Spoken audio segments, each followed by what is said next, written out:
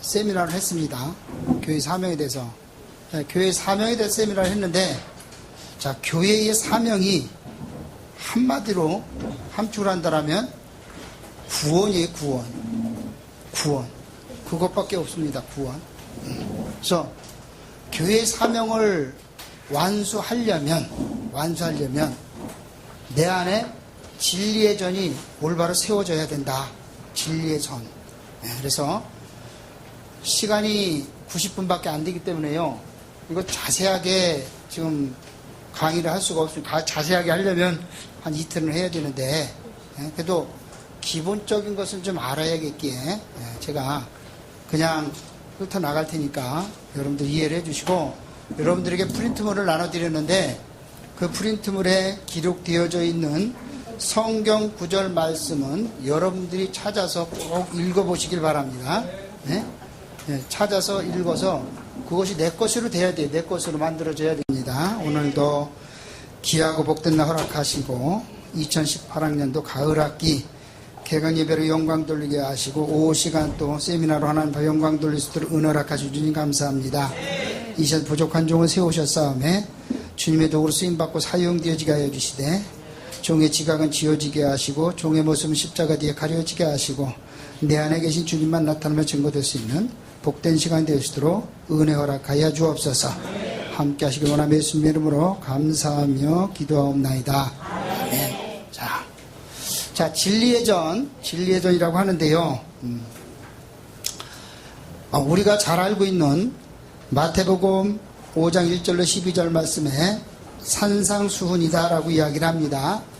교회에서 많이 팔복이다라고 이야기를 해요. 팔복, 산상수훈.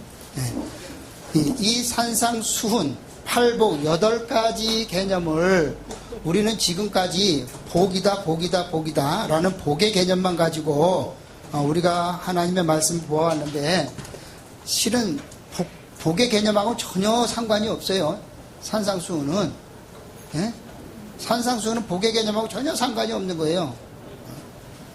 자, 중요한 것은 8가지 그 산상수훈의 8가지를 통해서 우리가 하나님의 그 진리의 성전을 내 안에 세워야 되는데, 왜 내 안에 세워야 되느냐? 하나님께서 우리에게 뭐라고 말씀해요? 너는 하나님의 뭐라고 그랬어요? 성전, 집, 성전이라고 말씀했어요. 그러니까 우리 안에 하나님의 성전을 지어야 돼. 우리 안에 성전. 우리 안에 하나님의 성전을 지으려는데, 그 지으려니까 밑에 먼저 기초 반석이 있어야 지을 거 아니에요. 비유를 통해서 모래 위에 집은 지면 어떻게 돼요?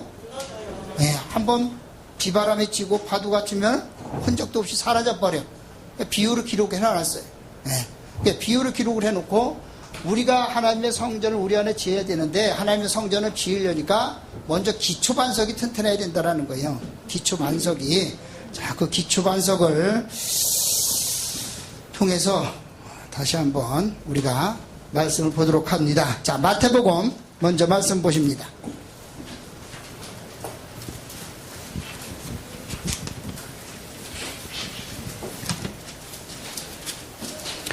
마태복음 5장 1절로 12절 말씀입니다.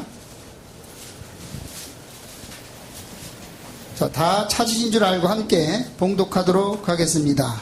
시작.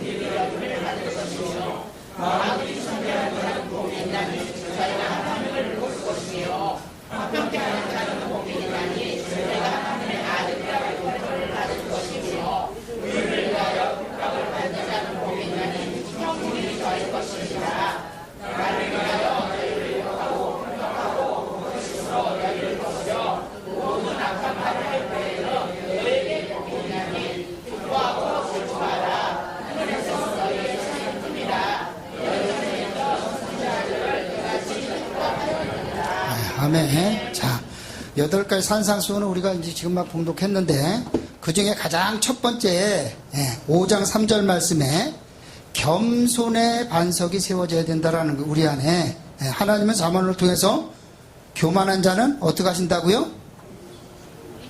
반드시 꺾으신다고 그랬어요. 교만은 반드시. 그러니까 우리 안에 겸손이 있어야 돼. 겸손. 우리가 교만해지면 하나님이 들어서지 아니하는 거예요. 우리가 높아지고자 하면 결코 하나님은 들어서지 아니한다란 말이에요. 그렇기 때문에 가장 첫 번째 기초 반석이 될 것이 내 심령 안에 겸손이라는 반석이 세워져야 된다라는 거예요. 겸손. 이 겸손이 먼저 앞에 딱 가려지지 아니하면, 바닥에 나타나지 아니하면 우리는 어딜 갈지라도 우리를 통해서 예수 그리스도가 나타나야 되는데, 예수 그리스도가 나타나는 것이 아니라 내가 나타난다는 말이에요. 내가.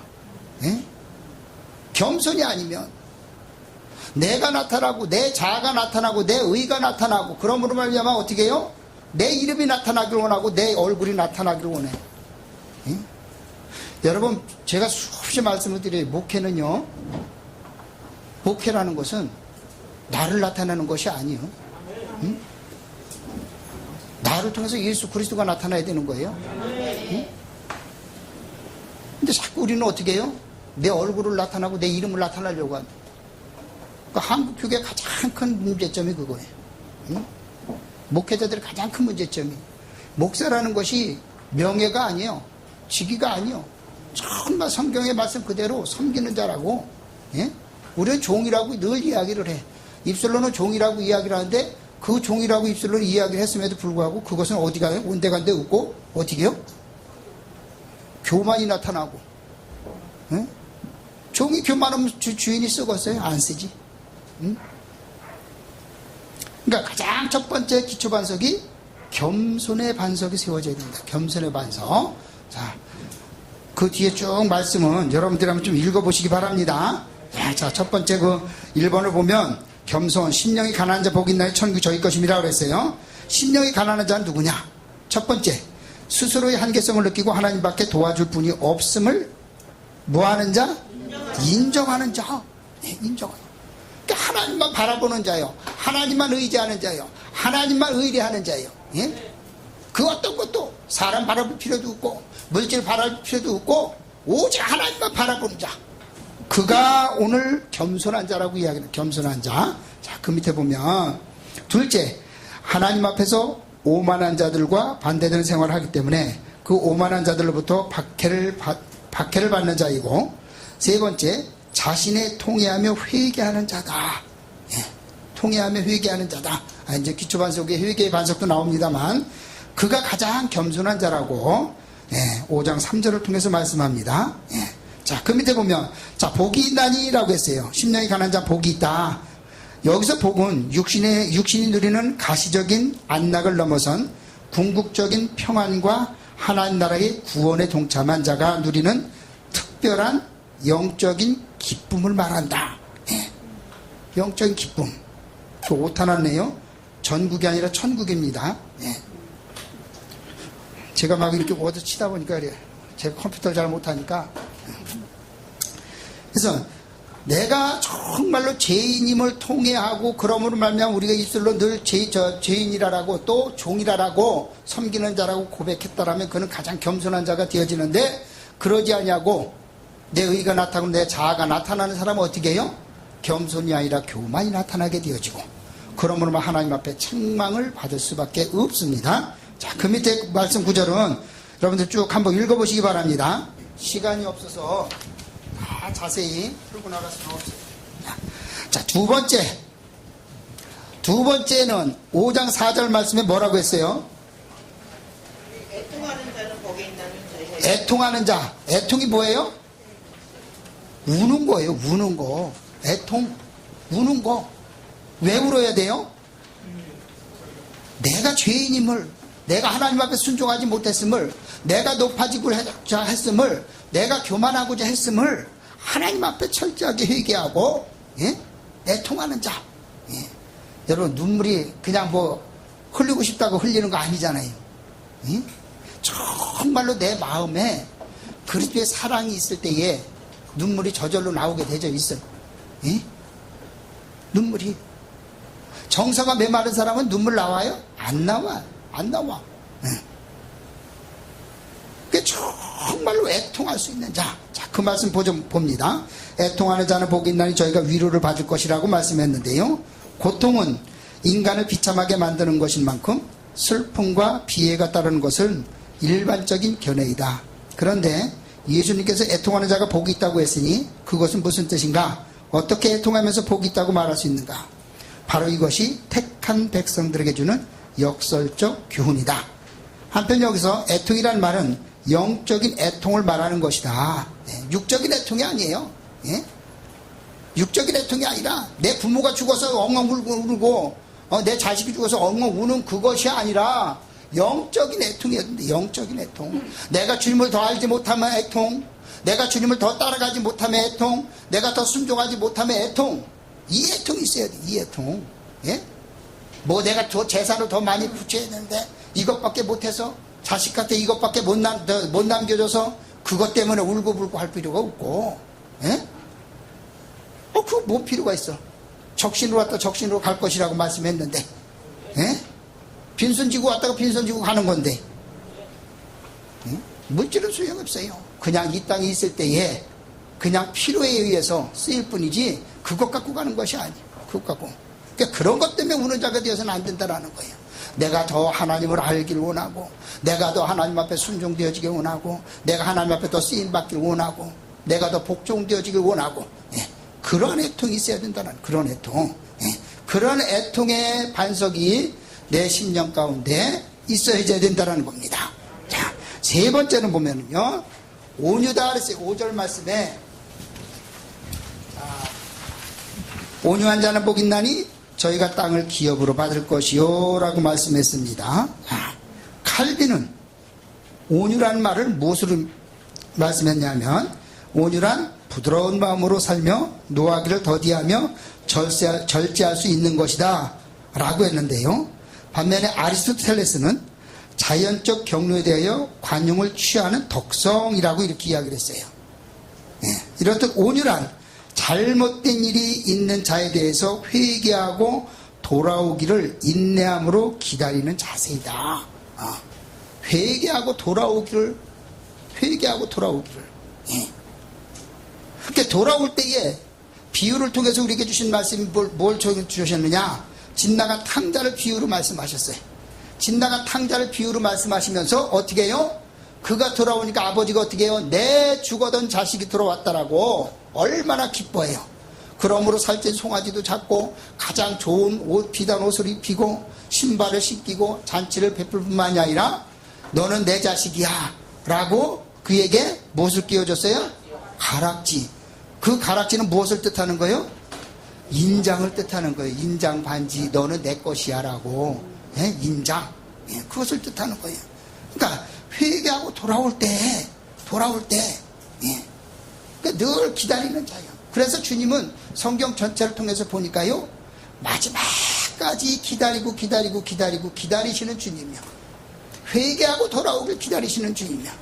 계시록을 통해서 보니까 첫 번째 재앙을 통해서 3분의 1을 죽이고, 왜 3분의 1만 죽여? 3분의 3 다 죽일 수도 있는데 3분의 1의 그 죽임을 통해서 3분의 2 나머지 3분의 2가 깨닫고 돌아오라고. 근데 우리 인간이 어떻게 그렇게 돼요? 악한 인간인데 그렇게 돼요? 그러게 세 번째의 이 반석은 온유의 반석인데, 우리가 깨닫고 돌아갈 때에, 오늘 저와 여러분들이 깨닫고 돌아왔잖아요. 그래서 이 자리에 앉아 계시잖아. 깨닫고 돌아오지 못하면 이 자리에 앉아 있을 수가 없지. 여러분, 이 자리에 앉아 있는 것이 내가 앉아 있고 싶어서 앉아 있는 것이 아니에요. 하나님께서 강권적으로 이모저모로 이렇게 저렇게 뭐 훈련시키고 연단시키고 뺏어가고 그러므로 말미암아 천부의 의지 없어서 손 들고 오는 자리가 이 자리잖아요. 있을 거 다 있고 뭐 다 있으면 와서 이 자리에 앉아 있을 사람이 있겠어요? 다 지배하고 누리고 다스리고 떵떵거리고 그냥 그러고 있지. 이리 맞고 저리 맞고 이리 뜯기고 저리 뜯기고, 육신의 골병 들어서 아이고 이제 가겠습니다 하고 와서 앉아있잖아. 그러기에 세 번째로 우리 심령 가운데 온유의 반석이 자리를 딱 찾고 있어야 된다. 네, 말씀합니다. 자, 네 번째로 넘어가 봅니다. 네 번째로는 영적 주림의 반석이 세워져야 된다. 네. 5장 6절 말씀에요. 의에 줄이고 목마른 자는 복이 있나니 저희 배를 부를 것이다 그랬어요. 저희 배가 부를 거예요. 의에 줄이고 목마른 자. 의에 줄이고 목마른 자가 누군가? 그가 바로 생명의 굶주려 목마른 자를, 그 짐승들을 보면, 사자들을 보면 배고파서 굶주려 있을 때는 어떻게든지 한 마리라도 잡아서 먹으려고 눈에 그냥 불이 튀잖아요. 눈에. 우리의 영적 굶주림이 그래야 된다. 어떻게 하면 하나라도 더 주님 앞에 가까이 나갈까? 하나를 더 취할까? 하나를 더 캐볼까? 이 영적 굶주림이 있어야지. 그래서 성경을 통해서 비유로 뭘 보여주셨어요? 밭에 심겨진 보화를 보여주셨어요. 보화. 그 밭에 숨겨진 보화는 캐내도 끝이 없는 보화예요. 그렇게 지나가던 그가 어떻게 해요? 돌아가서 자기 재산을 다 팔아서 그 밭을 샀다라고 비유로 말씀하고 있어요. 왜? 그는 깨닫고 그것을 보았어요. 보는 자. 오늘 저와 여러분들이 영적으로 보기를 주님의 이름으로 축복합니다. 볼 수 있는 영안이 열지고 축복합니다. 우리가 늘 영적인 굶주림에 의해서 어떻게 해요? 주님 앞에 더 가까이 나가기를 자꾸 사모하는 자가 돼야 돼요. 주님을 사모하지 않으면 우리가 주님을 알래야 알 수가 없어. 주님을 사모하지 않으면. 그러니까 우리, 저와 여러분들은 늘 영적 주림 속에서 어떻게 하면 하나를 더 캘까? 어떻게 하면 더 하나님을 더 알아갈까? 주님께 성경을 우리에게 말씀하시기를 온전히 알라라고 말씀했는데 어떻게 하면 온전히 알 수 있을까? 그러한 굶주림이 있어야 된다는 거예요. 그 반석의 기초가 있어야 된다. 자, 다섯 번째를 보시면은요, 마태복음 5장 7절 말씀에 자비의 반석이 있어야 된다라고. 자비의 반석. 긍휼히 여기는 자는 긍휼히 여김을 받을 것이다 라고 그랬어요. 긍휼히. 사람 속에 긍휼함이 없다라면 인간세는 정상을 메말라 사악하고 무서운 세상이 되어버릴 것이다. 그러니까 오늘날 곳곳에서 어떻게 해요? 그냥 뭐 묻지마 살인이 나타나고 묻지마 폭행이 나타나고. 왜? 긍휼함이 없기 때문에 그래. 긍휼함이 없기 때문에. 그러니까 세상이 정서적으로 이렇게 메말라 간다라는 거예요. 세상이 정서적으로 이렇게 메말라 가다 보니까 어떻게 해요? 이곳저곳에서 막 그냥 사건이 막 터지게 되어져요. 사건이. 그러니까 정서가 메말라져 가니까 어떻게 해요? 사람이 더 날카로워지고, 사람에 대한 긍휼함이 없을 뿐만이 아니라 사람에 대한 사랑이 식어져 가게 되어지고요. 그러다 보니까 어떻게 해요? 사회를 등지게 되어진다란 말이에요. 사회를. 그러니까 자비의 반석이 세워져야 돼요. 자비의 반석. 자, 보십니다. 말씀을 보시면 사람은 하나님께서 지으실 때에 두 사람 이상이 모여 사는 서로 도와줘야 하는 사회성을 주셨기 때문에 혼자서는 살아갈 수가 없게 되어졌다. 그러니까 사람 인자는 어떻게 해요? 서로가 기대주고 받쳐주고 위해주고 위로해주고 사랑해줄 수 있도록 이렇게 받쳐주게 돼 있어요. 이것이 사람 인자예요. 혼자서는 살아갈 수가 없어요. 혼자서는.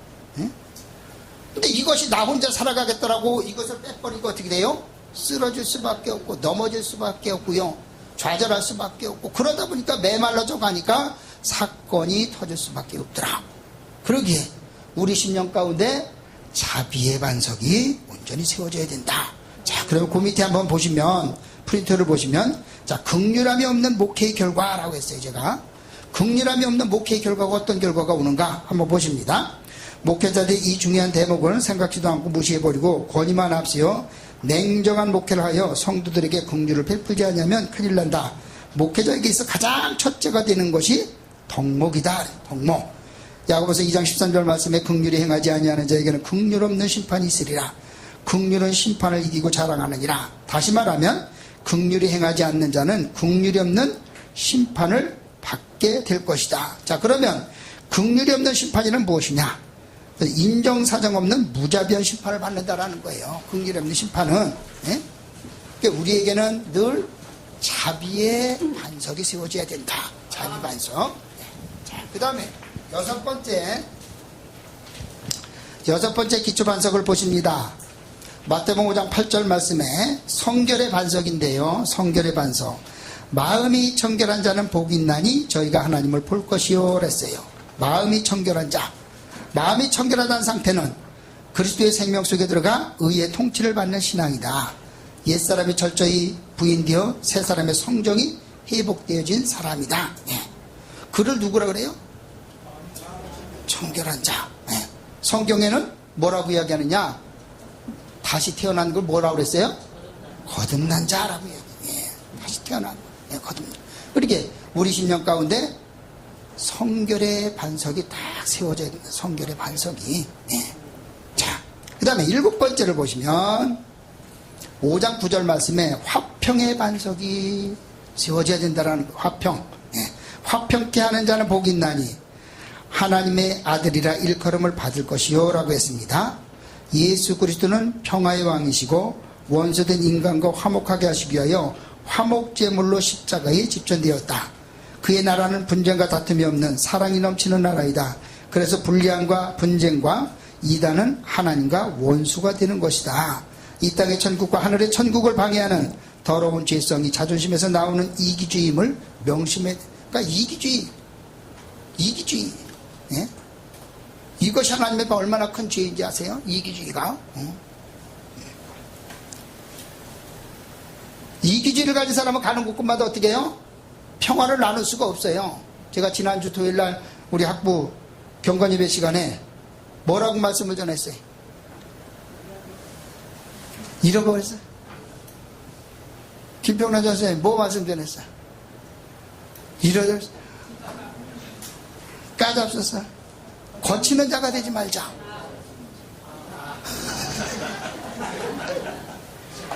우리는 어딜 가든지 거치는 자가 되어서는 안 돼요. 화평과 평화를 나눠주는 자가 되어야 하잖아요. 응? 거치는 자는 것이 뭐예요? 남에게 상처를 입히는 거, 남에게 손해를 끼치게 하고, 남을 아프게 하고, 남을 찌르고, 남을 핍박하고 헐뜯고, 그게 거치는 자예요. 거치는 자. 근데 오늘 저와 여러분들이 가는 곳곳마다 화평, 평화를 나눠주는 자예요. 평화를 나눠주는 자. 그러니까 오늘 저와 여러분들이 가는 곳에는 어떻게 해요? 분쟁이 있는 곳에 분쟁이 싹 사라지고, 다툼이 있는 곳에 다툼이 사라지고. 네? 이것이 화평의 반석이다. 화평의 반석. 자, 그 다음에 10절로 12절 말씀에요. 희생적 고난이 따라야 된다는 겁니다. 희생 없이 이 길은 갈래 갈 수가 없습니다. 네? 이 길을 가는데 희생 없이 간다라고요? 고난 없이 간다라고요? 아이고, 생각도 못할 일이요. 응? 눈물 없이 갈 수 없는 길이 이 길이에요. 얼마나 좋아서 여러분들이 이 길을 택했는지는 모르겠지만 눈물 없이 갈 수 없는 길. 희생적 고난이 있어야 돼요. 왜? 예수님께서 오늘 저와 여러분을 위해서 희생을 주셨잖아요. 보여주시고 가르쳐주시고 먹여주시고 입혀주시고 그러므로 우리에게 말씀하시고 뭐라 그래요? 내가 한 것까지 너희도 이와 같이 하라라고 말씀하셨어요. 이와 같이 하라. 네? 가장 큰 것이 뭐예요? 십자가에서 생명을 버리시면서까지 내가 이렇게 한 것 같이 너희도 이와 같이 하라. 내가 너희를 위해 생명을 버린 것 같이 너희도 희생해서 생명을 버려가면서까지라도 어떻게 해요? 교회에서 그 사명, 구원의 사명을 감당해야 된다는 거예요. 근데 희생이 따를 수밖에 없잖아요. 희생 안 하고 어떻게 갈 거예요? 고난 없이 어떻게 갈 거예요? 예? 반드시 희생과 고난이 다 따르게 되어 있다는 말이죠. 자, 이렇게 되어질 때에 이 반석 위에 우리가 집을 세우려면 뭐가 필요해요? 기둥이 필요해요. 기둥이. 이 반석 위에 겸손이 있고 회개가 있고 온유가 있고 영적 주림이 있고 자비가 있고 성결이 있고 화평이 있고 희생적 고난의 반석이 딱 채워지면 8개의 반석이 딱 채워지면 이후에 27개의 기둥이 세워져야 지붕을 씌울 수가 있다란 말이에요. 27개의 기둥. 예? 그 27개의 기둥이 탁탁 세워져야 내 안에 하나님의 그 진리의 성전이 온전히 세워질 수가 있고, 그러므로 말미암아 교회의 사명을 온전히 감당할 수가 있다라는 거예요. 예? 자, 그 기둥이 어떤 기둥인가 한번 보시겠습니다. 예. 자, 첫 번째 마태복음 5장 13절로 16절 말씀이에요. 마태복음 5장 13절로 16절 말씀인데, 감화 감동, 감화의 기둥이 필요하다. 내 마음에 감화 감동이 있어야지. 그래야 내가 하나님의 일을 할 거 아니에요. 응? 감화 감동도 없이 어떻게 하나님의 일을 할 거예요? 이 일이 육적인 일이에요? 아니요, 영적인 일이에요. 영적인 일. 영적인 일인데 어떻게 감화 감동도 없이 그 일을 할 거냐, 감당할 거냐고요. 응? 가장 첫 번째 기둥이 감화라는 기둥이 있어야 된다. 자, 소금의 역할은 부패를 방지하고 지연시켜주는 기능과 같다.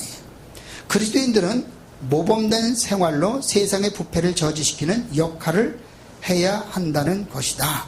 뿐만 아니라 성경에서의 빛은 하나님을 아는 참 지식, 참조, 모든 착함과 의로움과 진실함, 기쁨과 즐거움과 참된 행복 등을 뜻하고 있는데, 너희는 세상의 빛이라는 말씀은 그리스도인들이 이와 같이 복을 부여받은 사람들뿐만 아니라 그 복을 세상 사람들에게 전하기 위해 하나님이 사용하신 방편이므로 빛을 소유한 이들은 빛을 전하는 이들이 되어야 한다.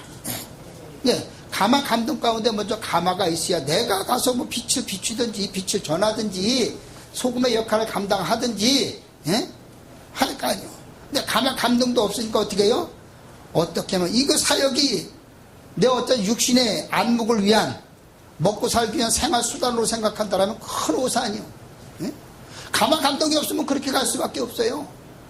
이 감화 감동이 있어야 구원에 대한 그런 열정이 있고, 예? 그 구원에 대한 열정으로 말미암아 한 영혼이라도 하나님 품으로 인도하길 갈망하고 소망하는데, 감화 감동이 없으면 어떻게 해요? 이것이 무슨 사업이냐, 내 육신을 위한 생계 수단을 위한 사업이냐, 어떻게 해요? 머릿수만 세고 있다라는 거예요. 머릿수만. 응? 머릿수만 세고 있으니까 다음에 다른 사람한테 교회를 넘겨주면서 어떻게 해요? 머릿수 따져서 얼마씩 계산하고 있는 거예요. 이게 한국 교회예요, 이것이. 솔직한 얘기요. 아이고 주여. 이것이 한국 교회예요, 솔직한 얘기가요.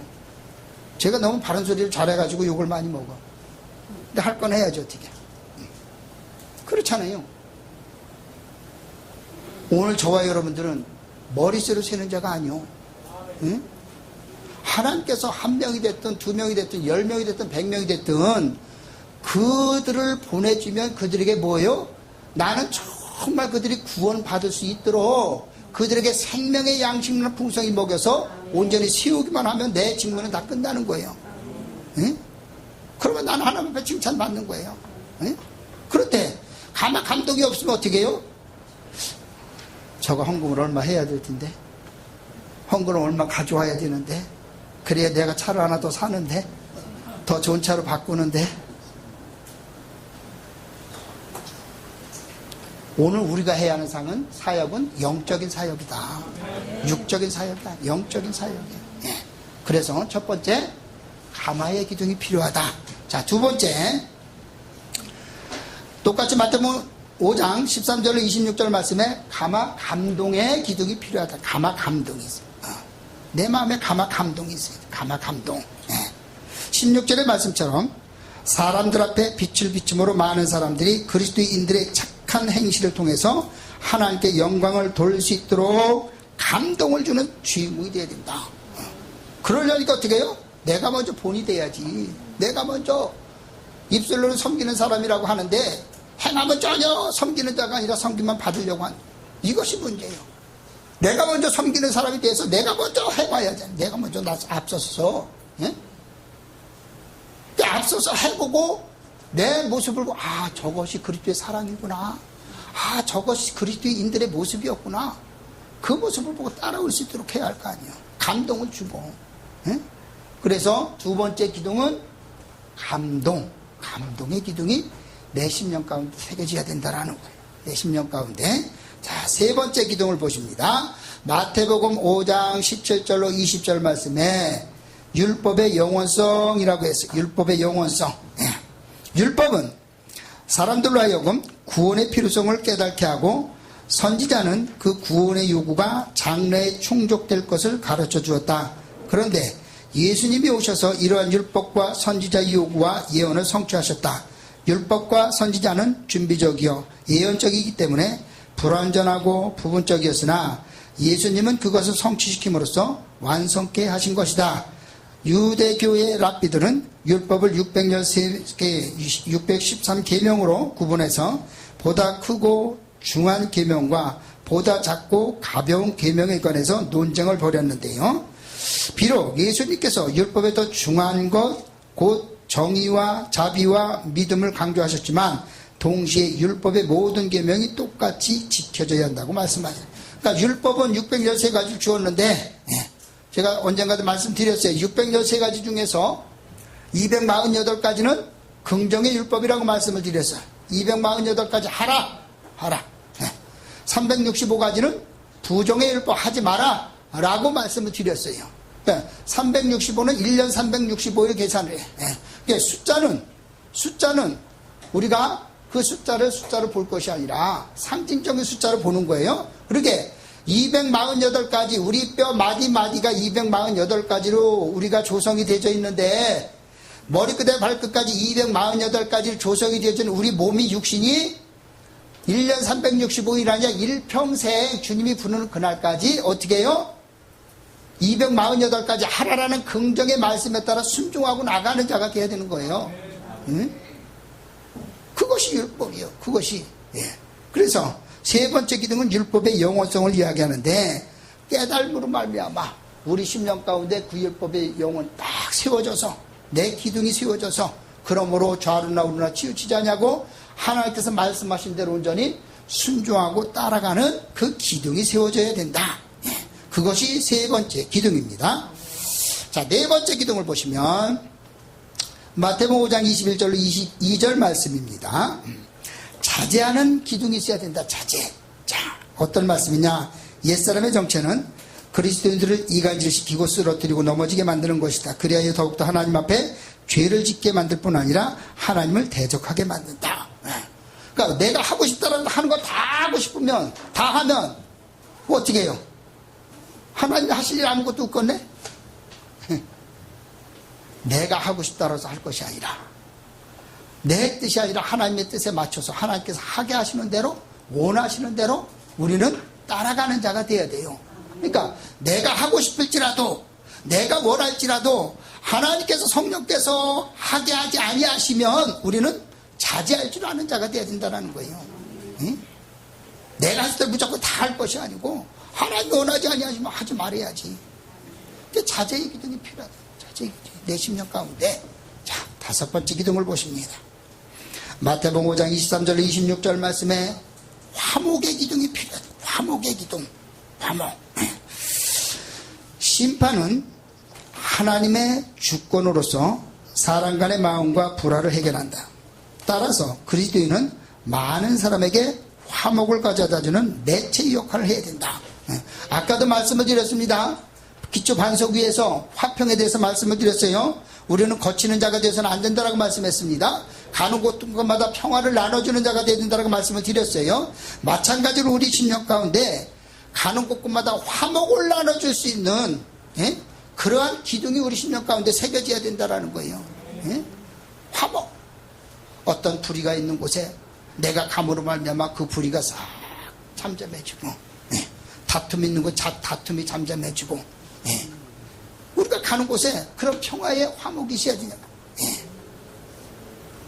그러기에 다섯째로는 우리에게 화목의 기둥이 마태복음 5장 23절 26절 말씀처럼 화목의 기둥이 세워져야 된다라고 말씀드립니다.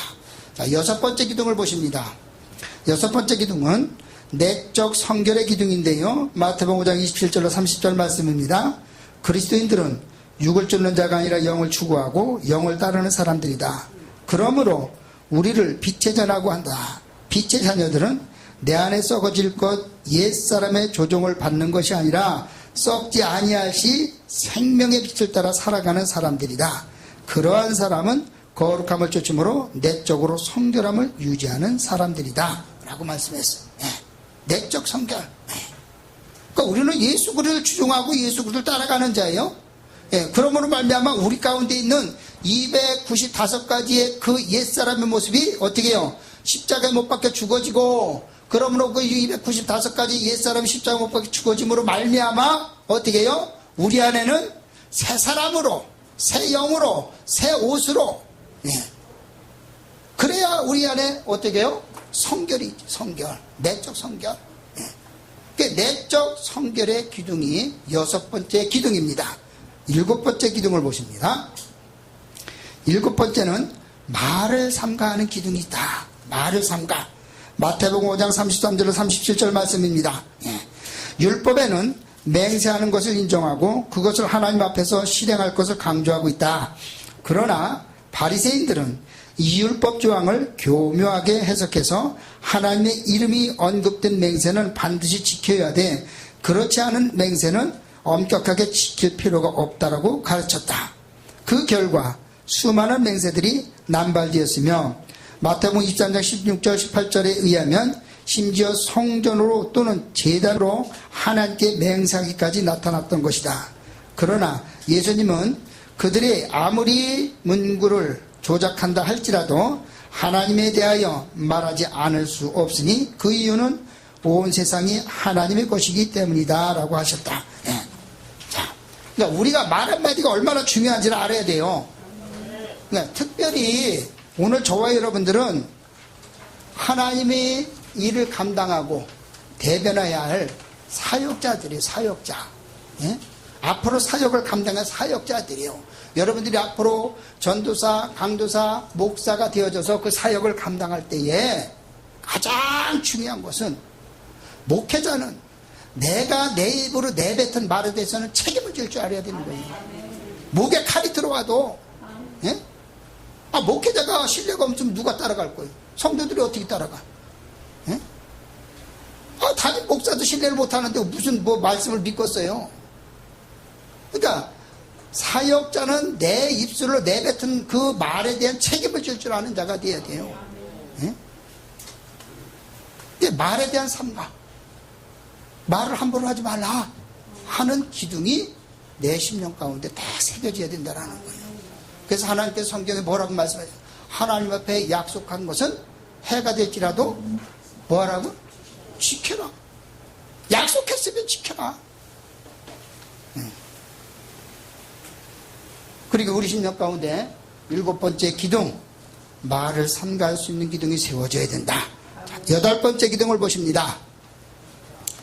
마태복음 5장 38절 40절 말씀에 무저항의 기둥이 세워져야 된다. 무저항.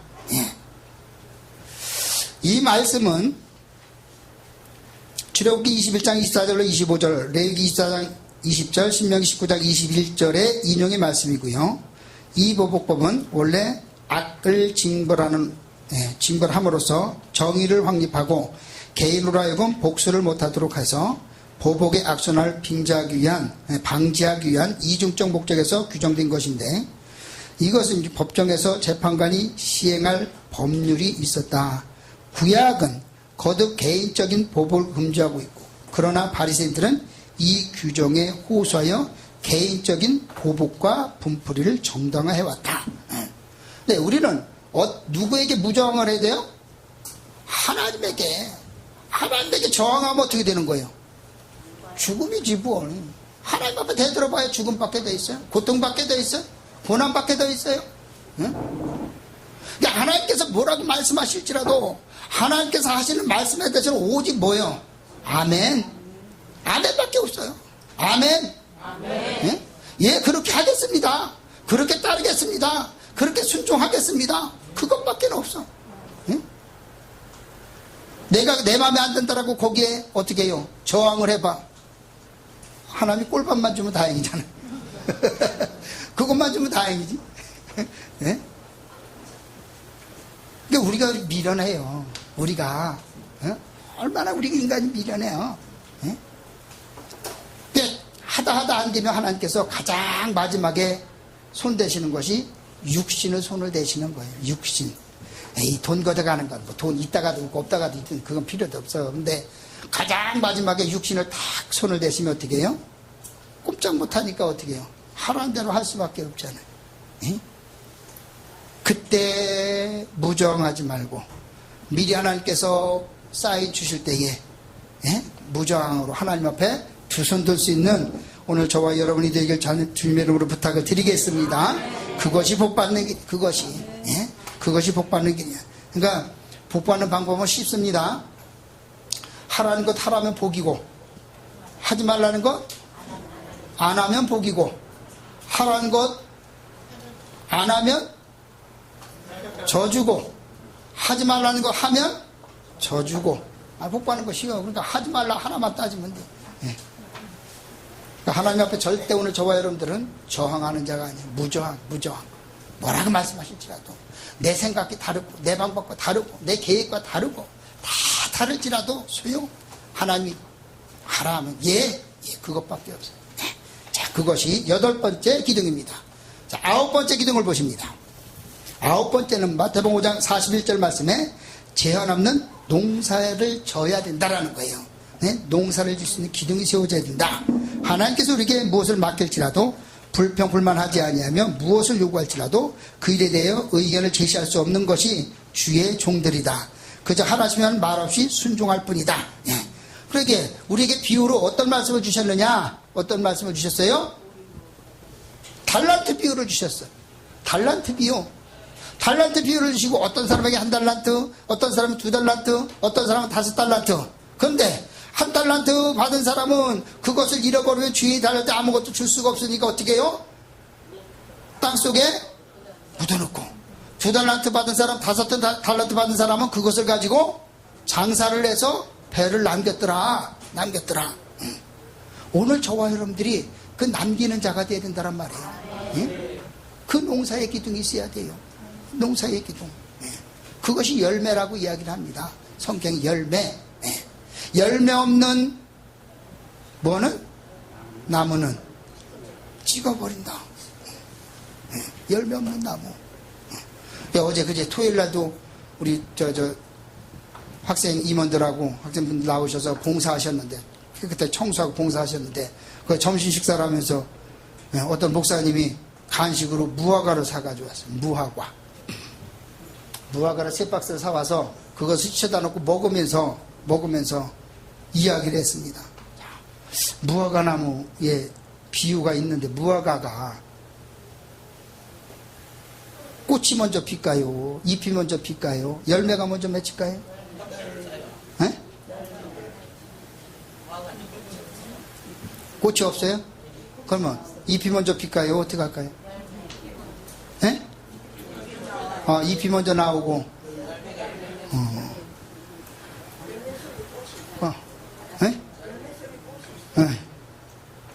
저 내년 봄에 전부 다 무화과 나무 밭으로들 가셔가지고 잎이 먼저 나오는지 열매가 먼저 나오는지 여러분들 한번 직접 두 눈으로 보시기 바랍니다.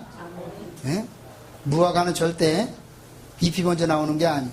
열매가 먼저 맺힌 다음에 잎이 나오게 되어 있어. 그러니까 내년 봄에 전부 다 무화과 밭으로 가셔서 직접 한번 보시는 거예요. 직접. 보셔야, 두 눈으로 보셔야 확인될 거 아니에요. 무화과 나무 많아요. 무화과 나무 많아. 아니, 파는 게 아니고, 파는 것 같아. 언제 열매 맺히게 할 거예요. 자, 그 비유를 통해서 우리에게 무화과 나무의 비유를 주셨어요. 하나님이. 잎만 무성하다. 먹을 열매가 없다. 그래서 주님께서 그 무화과 나무에 저주하셔서 종신토록 열매를 맺지 못할 것이다. 저주해버려 말로 죽었더라고 비유를 기록하고 있어요. 이게 오늘 우리에게는 9번째 기둥은 제한 없는 농사를 질 수 있는 기둥이 필요하다. 열매를 맺을 수 있는 기둥이 필요하다라고 이야기합니다. 자, 10번째 기둥을 보십니다. 왜 갑자기 줄어들었어? 10번째 기둥은요, 마태복음 5장 41절 말씀이에요. 마태복음 5장 42절에 자선의 기둥이 필요하다. 자선. 사도행전 20장 35절 말씀에 범사에 너희에게 모본을 보였으니 곧 이같이 수고하여 약한 사람들을 돕고 또 주 예수의 친히 말씀하신 바 주는 것이 받는 것보다 복이 있다 하심을 기억하여야 할지니 라고 말씀하셨다. 자, 주는 것보다 받는 것이 받는 것보다 복이 있다. 자, 우리는 늘 베푸는 자가 돼야 돼요. 베푸는 자. 그것이 자선입니다. 자선. 네.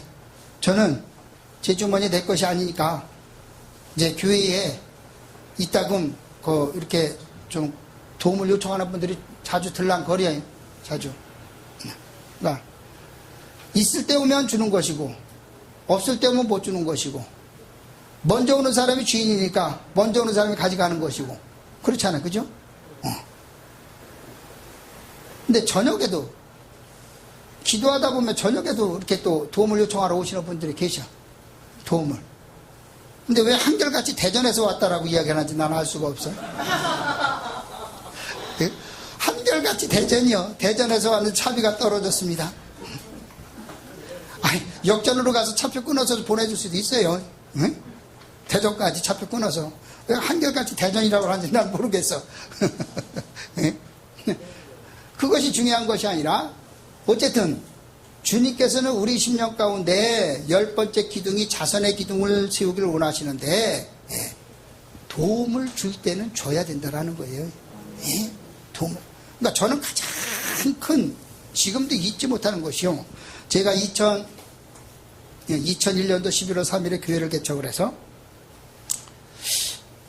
그 다음에 봄에 날이 좀 추운데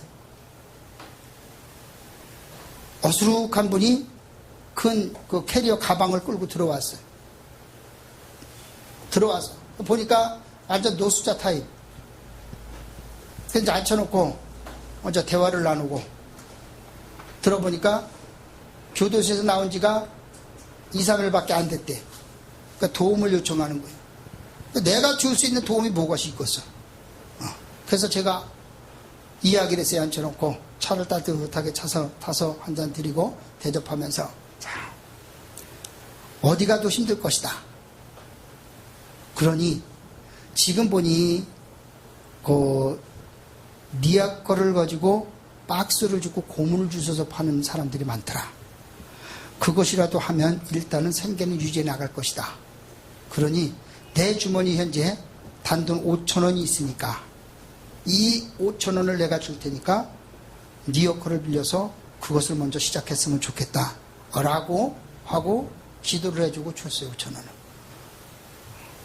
5,000원밖에 없었으니까 5,000원 줘야지 어떻게. 근데 3일 뒤에 그분이 네 역할을 끌고 고무를 주스러 다니는 걸 봤어요. 우리 집 앞으로 계속 고무를 주스러. 그 모습을 보고 제가 얼마나 울었는지 몰라요. 이게 하나님이구나. 이것이 하나님. 근데 오늘 저와 여러분들은요, 우리 신령 가운데 자선의 기둥이 세워져야 되는데, 내 것이라고 주장한다라면 다 날아갈 수밖에 없어요. 오늘 내 것은 없어요. 하나님이 오늘 저와 여러분에게 맡겨줬을 뿐이요. 맡겨줬을 뿐. 그것이 내 것이라고 붙잡고 어떻게든지 살아보겠다라고 아둥바둥하면 다 날아가게 되죠. 하나도 안 남고요. 예? 그러니까 하나님께서 주라 하시면 주는 거예요. 예? 그것이 자선의 기둥이다. 우리 심령 가운데 이 기둥이 세워져야 됩니다. 시간 빨리빨리 가야겠다. 아직도 17개 기둥이 남았는데. 자, 11번째 기둥을 보십니다. 넓은 사랑의 기둥이 필요하다. 마태복음 5장 43절 47절 말씀. 그리스도인들이 인간적인 사랑의 경지를 초월하여 하나님의 사랑과 같은 사랑을 보여줄 때 그 사랑은 그들이 하나님의 아들임을 결정적으로 입증해 줄 것이다. 예. 그러니까 우리는 사랑을 베푸는 자가 돼야 돼요. 사랑을 말에 사랑을 베풀어 줘야 돼. 정말로 내가 어제 그제도 기도하다가 집사람하고 대화를 나누면서 자, 내 심령 가운데 울려나오는 그 하나님 앞에 그 고백을 한번 드려보자. 고백을. 사사기에 주님이 그렇게 말씀하셔요. 하나님, 나를 생각하옵소서. 누가? 삼손이 마지막 죽기 전에 고백하기를, 하나님, 나를 생각하옵소서. 그 나를 생각하옵소서라는 그 단어 한 단어 속에 무엇이 들어있어요? 내가 내 뜻대로 살아왔던 거 주님 알고 계시니까 용서해 주시고요. 내 방법대로 살아왔던 거 알고 계시니까 내가 이렇게 죄짓고 저렇게 죄진 거 아시니까 용서해 주시고, 내 생각, 나를 생각하시고 나를 다시 한번 어떻게 해요? 새 힘을 주셔서 내가 하나님의 영광을 나타낼 수 있도록 해달라고 그 고백을 드리잖아. 사사기에 삼손이 그 고백, 하나님 나를 생각하옵소서. 나를. 이 고백이 오늘 저와 여러분의 고백이 돼야 돼요. 입술로만 하는 것이 아니라요, 내 심령에서 흘려나오는 그 고백이 돼야 된다. 내 심령에서 흘려나오는 고백. 하나님 나를 아시잖아요. 내가 무식한 거 주님 아시고, 내가 무지한 거 주님 아시고, 그런데 주님이 쓰시겠다고 불렀는데 주님 어떻게 하시겠냐고, 나를 생각해달라고. 하나님의 그 자비를 구해야 될 거 아니에요. 그 심령이 내 심령 속에서 울려나는 고백이 되어질 때 하나님은 어떻게 해요? 들으시고 응답하신다라는 거예요. 응? 여러분들의 그 고백이, 그 삼손의 고백이 여러분들의 고백이 되어지길 축복합니다. 응? 그 고백이 이루어져. 내 심령에서 울려나는 고백. 응?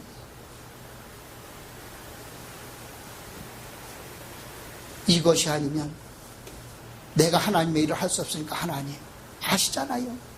나를 생각하옵소서. 내가 온전히 하나님을 따라갈 수 있도록 하나님께서 환경과 여건을 조성해 달라고. 네? 그 고백이, 그 사랑이 오늘 우리 심령 가운데 씌워지길 다시 한번 부탁을 드립니다. 자, 12번째 기둥을 보십니다. 마태복음 5장 48절 말씀에 하나님의 표준의 기둥이 있어야 된다. 모든 기준은 누구예요? 하나님의 기준이 돼야 돼요. 하나님의 기준이요. 예. 이게 딱 세워져야죠. 이것이 내 심령 가운데. 예. 그것이 세워지지 않으면 어떻게 해요? 왔다 갔다 할 수밖에 없어요. 예? 이 사람 소리 들어보면 그게 맞고, 저 사람 소리 들어보면 그것이 맞고, 왔다 갔다 하면 이것도 놓치고 저것도 놓치고, 우리 속담이면 꽁도 놓치고 매도 놓치고 뭐 다 놓친다라는데, 예? 내 안에 표준은 오직 예수 그리스도, 그분이라고 딱 기둥이 세워져야 내가 어떤 환경 가운데, 역경 가운데, 고난 가운데 있을지라도 흔들리지 않냐고, 유동하지 않냐고. 그 기둥이 오늘 12번째 기둥으로 우리 심령 가운데 온전히 세워지길 다시 한번 부탁을 드립니다. 자, 13번째 기둥을 보시면 구제의 기둥이라고 말씀했어요. 마태복음 6장 1절로 4절 말씀에 구제, 사람들에게 보이고 칭찬을 듣기 위해 구제하는 행위를 하는 것은 가난한 사람을 이용해서 영광을 얻으려는, 이것이 많잖아요.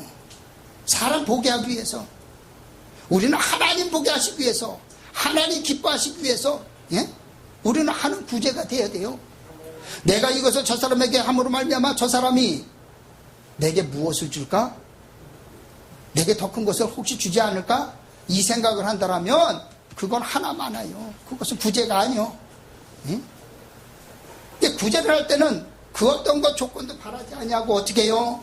하나님을 영광하시, 이것을 통해서 하나님 저가 온전히 세워지길 원하고, 올바른 길로 가길 원하고, 하나님의 영광이 나타나길 원하고, 하나님의 이름이 나타나길 원한다라는 그 마음이 있어야지. 그것이 구제죠. 그것이. 그러기에 13번째 기둥은 구제의 기둥이 우리 심령 가운데 세워져야 된다. 자, 14번째 기둥을 보십니다. 기도의 기둥이 세워져야 된다. 마태복음 6장 5절 15절 말씀. 유대인들은 보통 하루에 세 번 시간을 정해놓고 기도드렸다.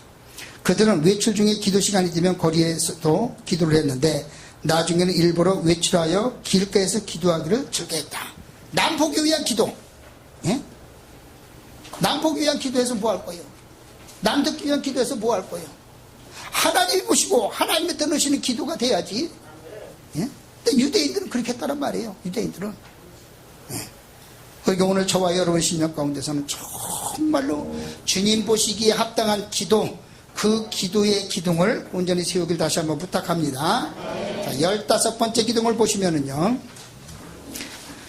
마태복음 6장 16절 18절 말씀에 금식에 대해서 나옵니다. 금식의 기둥이 필요하다. 네. 금식은 하나님 앞에서 기도하지 않을 수 없는 상황에 부딪혔을 때 오직 기도에만 전념하기 위해서 먹는 일조차 거르는 것을 말한다. 바리새인들은 일주일에 2번 금식을 했는데 얼굴에 재를 발라서 침울한 표정을 지음으로써 사람들로부터 칭찬과 동정을 구했다. 주님께서는 말씀하시기를 너는 금식할 때에 머리에 기름을 바르고 얼굴을 씻으라고 말씀하신다. 그 말씀의 뜻은 평소에 자연스러운 태도를 취해서 사람들로부터 주의를 끌지 않고 하나님 앞에서만 금식할 것을 그러니까 하나님 보시기 위한 금식이 돼야지 사람 보기 위한 금식이 아니라. 근데 더 중요한 것은 육적인 금식도 중요하지만 영적인 금식이 더 중요해요. 영적인 것들. 그러니까 베드로를 통해서 베드로전서에 우리에게 말씀한 뭐라고 말씀했어요? 개가 어떻게 해요? 토한 것도. 개는 토해놓았다가 지가 토해놨다가 또 주워먹고, 돼지는 아무리 깨끗이 씻겨줘도 들어가서 또 지가 똥 싸고 오줌 싸고 나한테 뒹굴고 그것을 하지 말아야 될 거 아니에요. 그러니까 우리가 예수님과 함께 십자가 못 박혀 죽어졌다라고 말씀하시면 그 십자가 못 박혀 죽어짐으로 말미암아 295가지의 그 율법은 우리가 함께 못 박혀 죽어진 자인데, 그 율법에 죽어졌다라 못 박혀 죽어졌다라면 어떻게 해요? 우리는 율법으로 말미암아 어떻게 자유함을 누린 자인데 그것이 또 내 것이라고 늘 붙잡고 있다라면 어떻게 해? 다시 또 주워 먹는 거 아니에요? 예? 십자가 못 박혀 죽어졌어. 율법이, 옛사람의 모습이.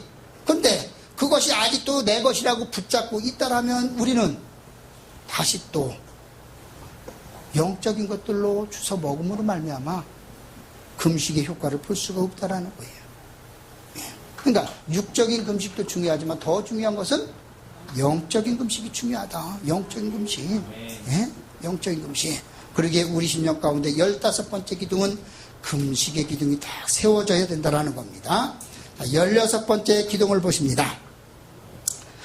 16번째 마태복음 6장 20절 21절 말씀에 하늘의 부자의 기둥이 세워져야 된다. 하늘의 부자. 그러니까 이 땅에 아무리 쌓아봐야 소용없어. 우리는 기도도 하늘에 쌓아야 되고요. 재물도 하늘에 쌓아야 되고 모든 것도 하늘에 쌓아야 돼. 하늘에. 예? 하늘에. 예, 그 부자가 돼야 된다는 거예요. 이 땅에 아무리 쌓아놓으면 뭐 할 거예요? 생명 끊어지고 나면 툴툴 털고 빈몸 동아리로 손 딱 피고 그냥 가는 건데. 그냥 가는 거예요. 누구 존여시키는 거예요? 남 존여시키는 거예요. 자식들 싸움시키고 서로 더 많이 가지려고 서로 싸우고 그러므로만 형제간에 의인하고 만들어버리고. 그러니까 우리는 우리 심령 가운데 하늘의 부자의 그 기둥을 세워야 된다. 하나님 앞에 모든 것을 하나님 앞에. 그래야 하나님 중심의 삶이 되어집니다. 하나님 중심의 삶. 자, 그 다음에 17번째 기둥을 보시면 영적 통찰력이 있어야 된다는 겁니다.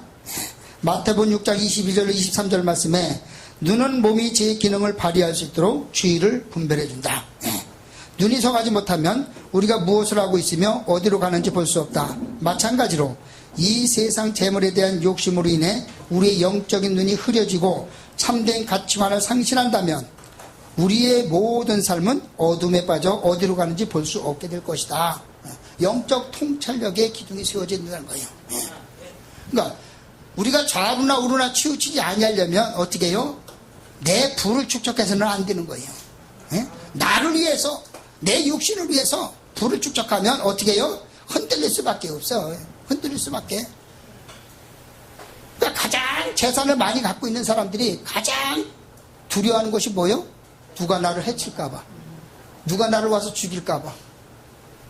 그거에 두려워 떠는 거예요. 그거에. 그러니까 어떻게 해요? 집에 보면 담벼락에 뺑 둘러서 그냥 뭐 번쩍번쩍하게 다 달아놓고, 집 건물에 그냥 뺑 둘러서 다 달아놓고, 누가 쳐들어올까봐. 왜 이렇게 불안하게 살아야 돼요? 자유스럽게 살아야지. 자, 그래서 우리에게는 17번째 기둥이 영적 통찰력의 기둥이 세워진다는 거예요. 영적 통찰력이 세워진다면 우리는 어떻게 해요? 우리의 영안을 열어서 보게 되어지는데 잘못된 것과 잘된 것을 구분하고 분별하고 분변할 줄 알고, 예. 그래야 올바른 길로 갈 거 아니에요.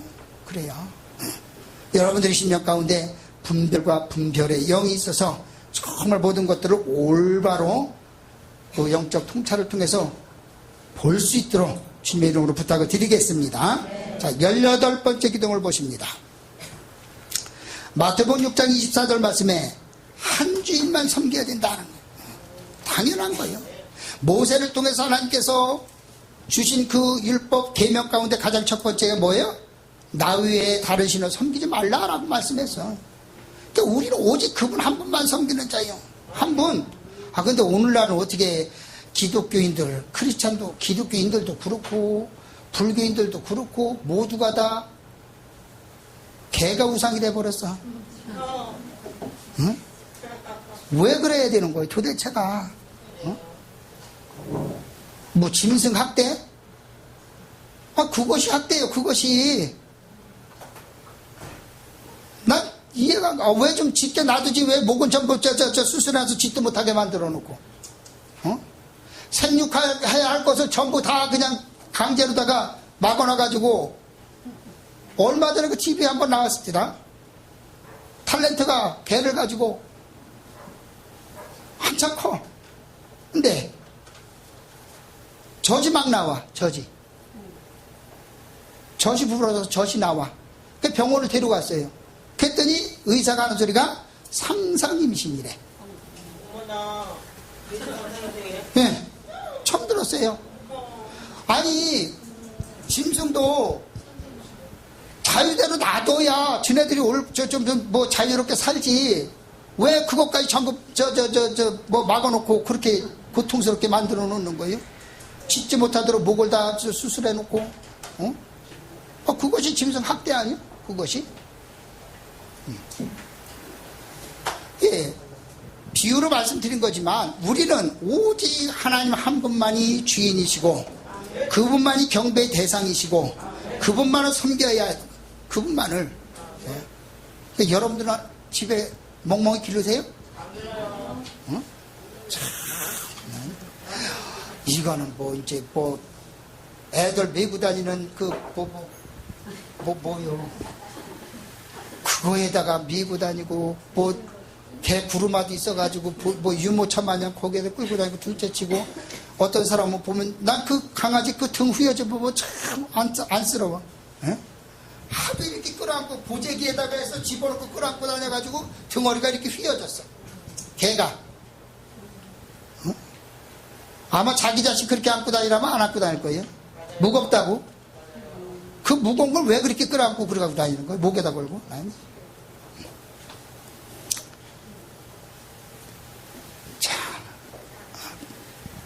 자, 16번째 기도, 18번째 기도. 오직 우리는 사나 죽으나 주의 것이라고 말씀하시고 우리가 섬겨야 할 대상은 예수 그리스도 한 분이십니다. 그 한 분만 주인으로 섬길 수 있는 그 기둥이 18번째 기둥입니다. 19번째 기둥을 보십니다.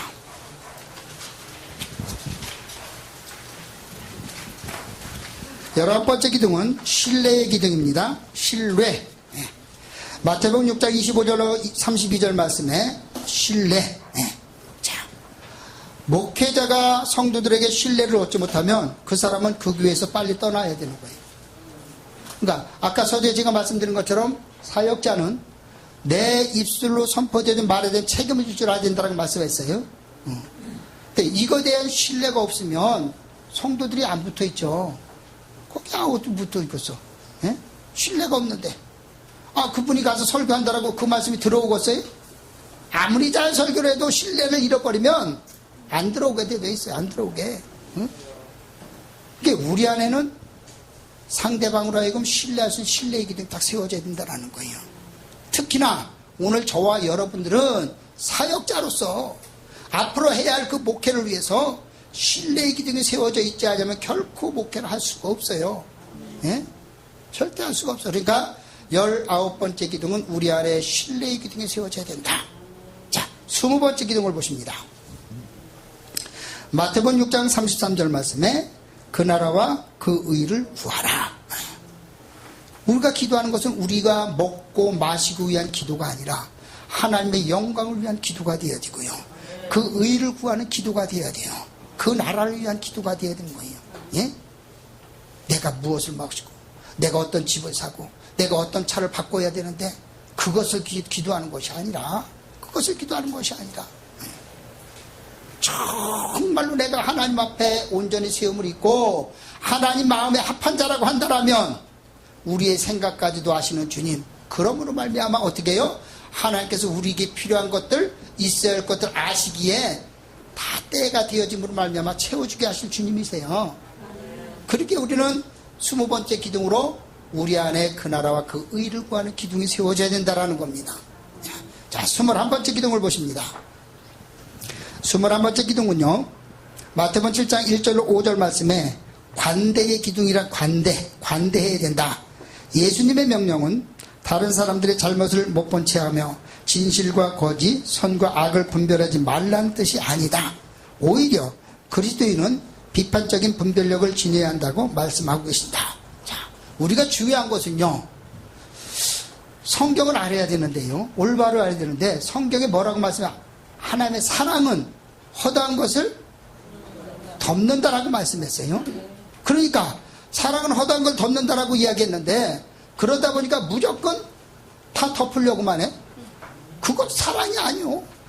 그것은 그러면 구약을 통해서 하나님께서 이스라엘 백성들에게 왜 그렇게 혹되게 하나님께서 그들을 책망하셨어요? 심판하셨어요? 하나님의 사랑이라면 그냥 놔뒀어야지. 그렇잖아요. 하나님의 사랑이라 그들이 우상숭배를 하든, 예? 짐승에게 절을 하든 그냥 놔뒀어야지. 왜 그렇게 혹되게 하나님께서 이스라엘 백성들을 심판하셨냐고. 그들을 진정으로 사랑했기 때문에 그들을 심판하신 거예요. 예? 여러분들의 자식이 잘못되는 것을 보고 그냥 있을 부모가 있겠어요? 왜? 내 자식이니까, 내가 사랑하는 자식이니까 잘 되게 하기 위해서, 올바로 가게 하기 위해서 남을 하고, 예? 꾸짖고 채를 들고 하잖아요. 사랑하니까. 그것이 사랑이에요. 그것이 무조건 덮는 게 사랑이 아니요. 예? 그러니까 교회에서도 여러분들 앞으로 사역할 때에 정말로 진리 가운데 세우지 아니하고 비뚤은 길로 가면 반드시 그 자리에서 책망을 해서 올바른 길로 갈 수 있도록 짚어주는 것이 사랑이다. 그것이 진정한 사랑이요. 예? 잘못 가는 것을 보고 그냥 내버린다면 그것은 사랑이 아니라 그 영혼을 파멸시키는 것이요. 파멸. 그 책임은 누구한테 있어요? 담임 목사한테 있는 거예요. 교회 담임 목사님한테. 예? 왜? 예수님께서 분명히 내게 맡겨진 양들 하나라도 잃어버리지 아니하고 다 누구한테? 아버지께로. 예?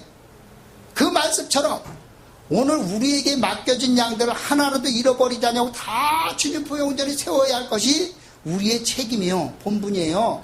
그 중에 한 명이라도 세우지 못한다라면, 실족하게 만들었다라면 그 책임은 우리에게 있다라는 거예요. 그래서 주님은 비유를 통해서 연자맷돌을 목에 달아 바닷 가운데 빠뜨림이 났다라고 말씀했어요. 예?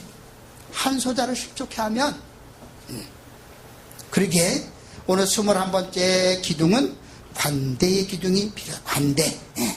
그러게 올바로 가르쳐서 올바로 세울 수 있는 오늘 저와 여러분이 되어지기를 다시 한번 부탁드립니다. 자, 22번째 기둥을 보십니다. 마태복음 7장 6절 말씀에 진리의 청지기라는 기둥이 세워져야 된다. 진리의 청지기. 그리스도인의 증거와 복음을 완강하게 거부하며 마치 개와 돼지처럼 하나님을 노골적으로 멸시하는 사람들과 계속 함께하지 말라는 말씀입니다. 왜냐하면 진주처럼 값진 하나님의 복음을 짓밟으며 그것을 값싼 것으로 만들어버리기 때문이다. 그러니까 진리와 진리의 청지기, 오직 우리는 진리를 추구하고 진리를 따르는 자요, 진리를 선포하는 자요. 그러니까 우리 입술을 통해서 선포되어진 거 오직 진리밖에 없습니다. 비진리가 선포되어지면 그것은 하나님 앞에 책망의 대상이 될 수밖에 없어요. 오직 진리예요. 오직 예수예요. 예? 그러기에 우리 심령 가운데 22번째 기둥은 진리의 청직이라는 기둥이 딱 세워져야 된다는 거예요. 자, 23번째 기둥을 보십니다. 23번째 기둥은 마태복음 7장 7절로 11절 말씀인데요. 하나님의 자비의 기둥이 세워져야 된다. 하나님의 자비의 기둥. 하나님께서는 너무 크시고 우리는 너무 작기 때문에 감히 그분께 기도 드릴 수 없다고 생각한다. 예수님은 그와 같은 소심한 생각에서 우리를 이끌어내시어 우리가 확신을 가지고 담대하게 기도할 수 있도록 약속을 주시며 격려하신다.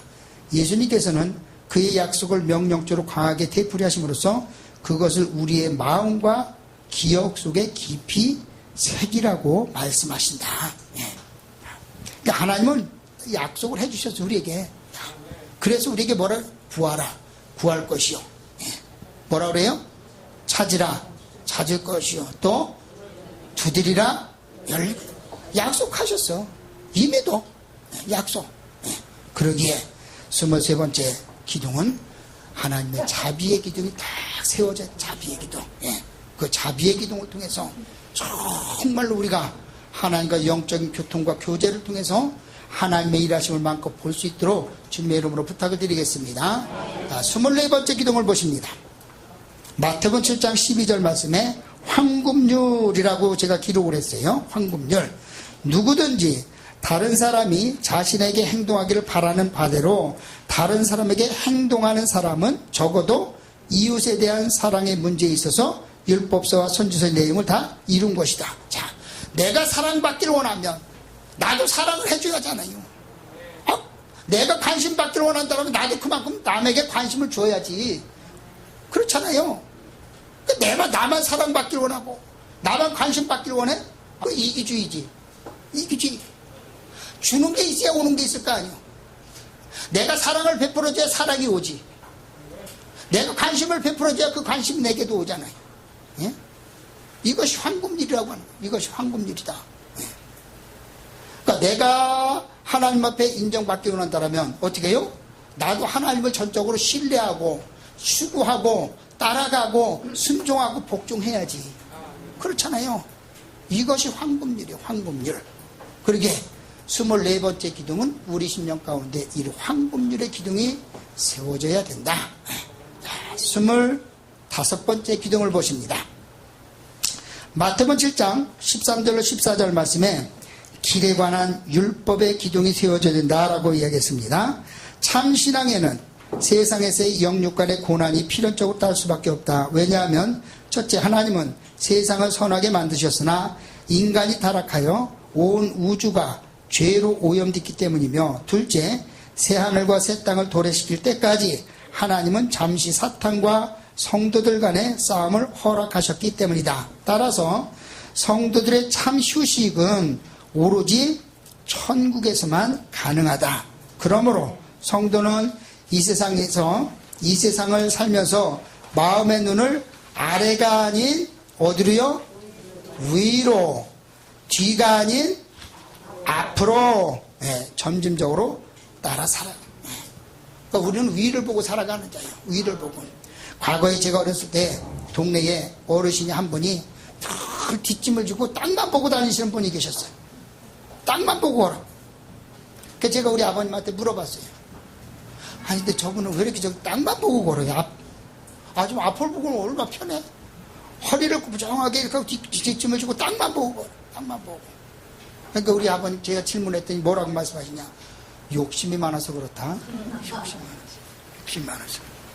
그 얘기를 하셔요. 근데 우리는 위를 보는 자가 되어야 돼. 주님을 보고 가야지. 주님을 보고.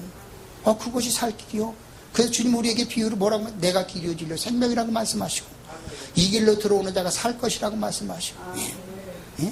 우리는 앞만 보고 따라가는 자입니다. 주님만 보고 따라가는 자입니다.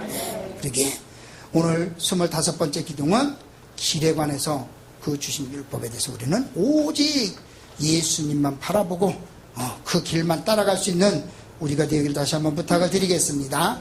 26번째 기둥을 보시면 마태복음 7장 15절 20절 말씀에 인생의 열매의 기둥이다라고 제가 기록했어요. 거짓 선자의 두 가지 속성이 있는데 첫째는 위장이요, 둘째는 탐욕이요. 위장과 탐욕. 예. 이것은 거짓 선자의 두 가지 속성입니다. 속성. 이 열매는 어떤 열매예요? 먹지 못할 열매예요. 그래서 비유를 통해서 이사야 5장 1절에 우리에게 뭐라고 말씀하세요? 내가 네게 어떤 포도를 맺기를 원해요? 이사야 5장에 아름답고 풍성한 포도를 맺기를 원하지만 너희가 먹지 못할 들포도만 맺혔도다. 들포도, 먹지 못할 들포도. 그래서 하나님께서 어떻게 해요? 포도주 틀은 뭐예요? 심판이요, 심판. 거기다 놓고 밟겠다는 거예요. 포도주 틀에 놓고 먹지 못할 포도 갖다 집어넣고 밟겠다라는 거예요. 밟겠다. 예? 하나님의 심판이 그것이. 예. 그러게 오늘 26번째 기도는 우리의 인생의 열매에 거짓 선자의 그 두 가지 열매를 맺히는 자가 아니라 아름답고 충실한 주님이 원하시는 그 열매, 그 생명의 열매, 그 열매를 맺힐 수 있는 오늘 저와 여러분이 되실 주님의 이름으로 부탁을 드립니다. 계시록을 통해서 보니까 그 열매를 맺기 위해서는 어떻게 해요? 사시사철 어디에 심겨진 나무? 생명강가에 심겨진 나무가 되라. 생명강가에 심겨진 나무. 그 생명강가에 심겨진 나무는 12달 푸른 가시를 맺힐 것이라고 말씀하셨어요. 그 생명강가가 어디예요?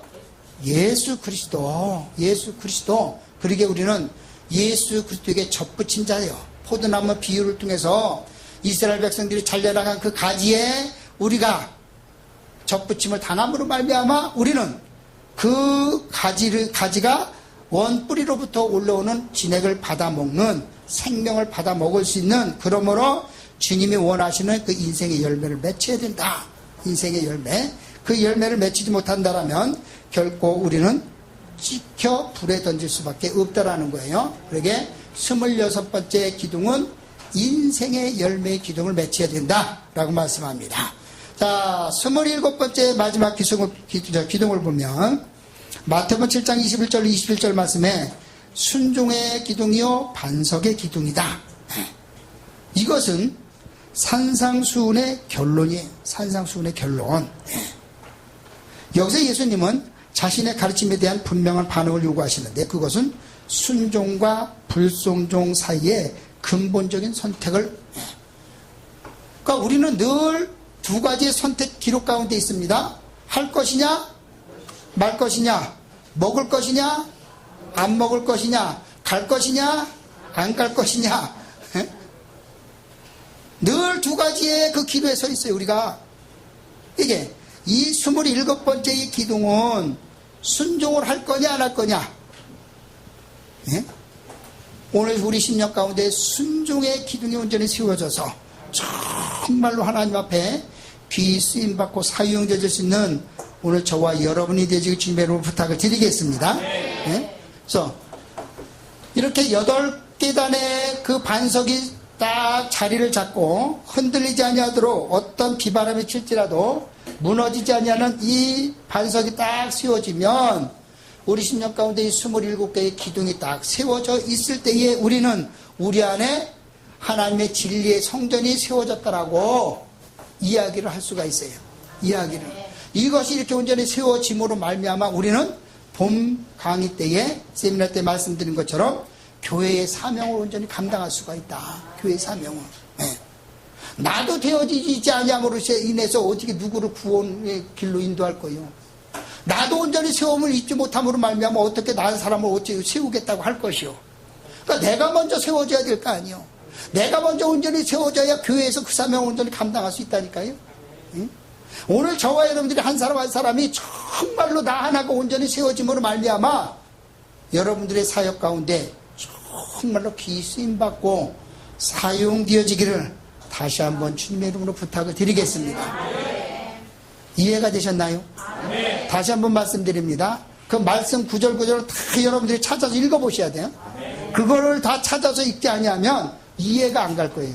그러나 그 말씀 구절 속에 다 그 뜻이 있어요. 그러니까 다 찾아보시고 읽어보시고 정말로 나 한 사람 한 사람이 하나님 앞에 귀 쓰임받기를 이 시간을 또 다시 한번 주님의 이름으로 축복합니다. 기도하십니다. 좋으신 하나님, 감사합니다. 오늘도 귀한 날 주시고 복된 날 주시고 이 시간까지 함께 하시고 우리에게 생명 주시고 호흡 주시고 건강 주시고 주님을 찬송케 하시는 하나님 감사합니다. 너는 내 것이라고 부르시고 택하셔서 하나님의 사역을 감당케 하기 위하여 하나님 이 시간에 부르고 택하셨사온데 나 하나가 먼저 진리의 성전으로 온전히 세워지게 하여 주시고 그러므로 말미암아 맡겨진 그 양들을 온전히 세움으로 말미암아 아름다운 열매 풍성한 열매로 하나님 앞에 영광 돌릴 수 있도록 은혜 허락하여 주시옵소서. 결코 성령 하나님께서 도와주지 아니하시고 이끌어주지 아니하시고 인도하여 주지 아니하시면 아무것도 할 수가 없사온데 하나님 우리 한 사람 한 사람을 붙잡아 주시고 인도하시고 이끌어 주시고 그러므로 말미암아 하나님의 온전한 도구로 마음껏 쓰임받고 사용되어질 수 있도록 은혜 내려 주옵소서. 아버지 이 자리에 참석한 모든 하나님의 택한 백성들 위해 귀한 남녀 종들 위해 주님 도우시고 역사하시고 함께 하셔서 저들이 하고자 하는 그 사역 위에 주의 놀라운 은혜가 임하게 하여 주시고 저들의 사역 가운데 주님의 놀라운 축복하심이 있게 하여 주셔서 마음껏 자유함을 누릴 수 있도록 은혜 내려 주옵소서. 이 시간 부족한 종을 써주신 주님 감사합니다. 사용하여 주신 주님 감사합니다. 행여나 잘못 전한 것 있으면 주님 용서하여 주시고 주님이 나타날진데 이중이 나타났다면 더욱더 낮아지게 하시고 겸손하게 하셔서 온전한 주님의 도구로 쓰임받고 사용되어질 수 있도록 주님 도와주시옵소서. 이 시간까지 함께 하신 주님을 찬송합니다. 모든 영광 홀로 받아 주옵소서. 감사함의 예수님의 이름으로 축복하며 기도하옵나이다. 아멘. 수고하셨습니다.